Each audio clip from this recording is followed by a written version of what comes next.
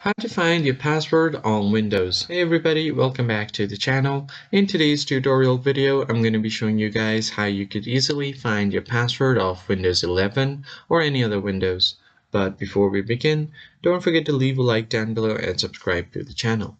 So the first thing you're going to have to do is open up your settings menu. So click on your Windows icon and click on the gear icon to open up your settings.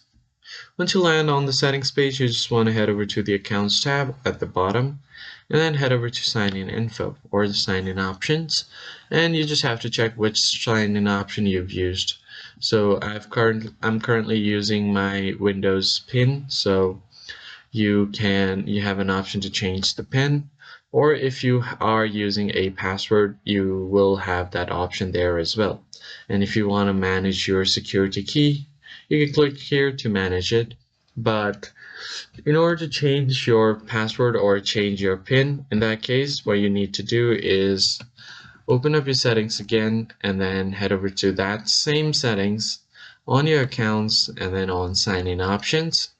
And then from here, if you click on change PIN or change password, you will open up a new window where you'll have to enter your current PIN and enter your new PIN. So in order to find your current PIN, then you'll just have to open up your control panel, search for it on the search bar.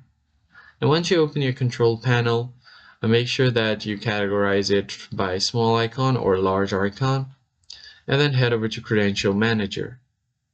Once you get here, you will be able to find your web password here and then your non-web password. So you just have to click here and all of your passwords will be shown right there.